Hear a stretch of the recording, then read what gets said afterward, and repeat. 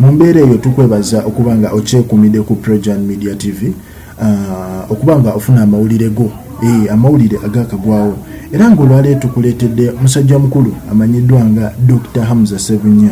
Ffenna tumanyi nti Eddie Kenzo yashootinga vidiyo eya Semikozo era abayimbi bangi baaliyo nga we nabagambye, naye amawulire agakagwawo galaga nti Dr. Hamza yemulugunyiza era ayabizza ebimu ku byama lwaki omukyala Rema Namakula yalina okutta Eddie Kenzo, nga ebimu ku byama bino avuddeyo n'agamba nti abantu mugamba nabba Rema Namakula, naye mutunuulire vidiyo ya Semikozo mujja tegeera ezimu ku nsonga lwaki omukyala oyo naye yavaayo.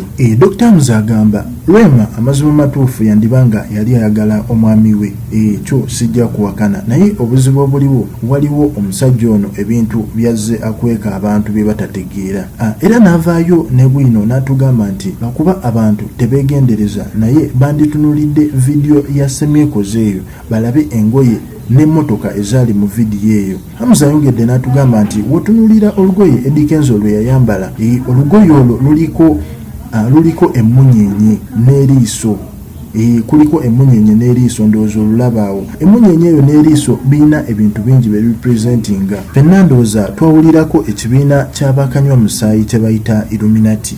Ba Illuminati bano baba bantu nga bali mu bibinja ebyenjawulo bagaba obugagga, naye obaako ne condition, balina akakwakulizo ke bakuwa, olina saddaaka ezimu z'oba olina okutoola. So Dr. Hamza avuddeyo n'agamba nti mugamba nabba omukyalo ono, naye nina ebintu bingi bye nali mutaasa. Nagamba n'ogamba nti wotunuulira olugoye olwo Eddie Kenzo lwayambadde, ebintu ebyo birwetoolodde.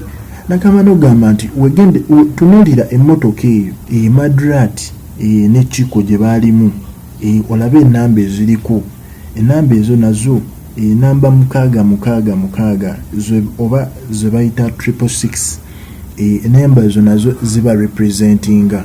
N'abagamba nti nze mugezaako okuncriticizinga, naye mutunuulire ebyo ebintu mbyegendereze. Oyinza obutakitegeera woba tobaddeeko mu nsi eno ey'omwoyo, naye wogezaako genda deep, wogezaako genda obisoma, ojja kugenda ng'okitegeera omusajja ono kyabadde akola ki, kyabadde ayogerako.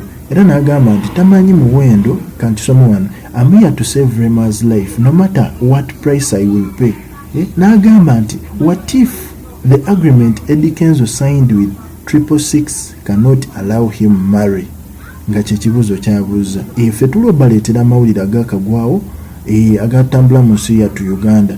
Webale kubanga okyekuumidde ku Projan Media TV, TV yo ekuwa amawulire amatuufu ate nga gakagwawo.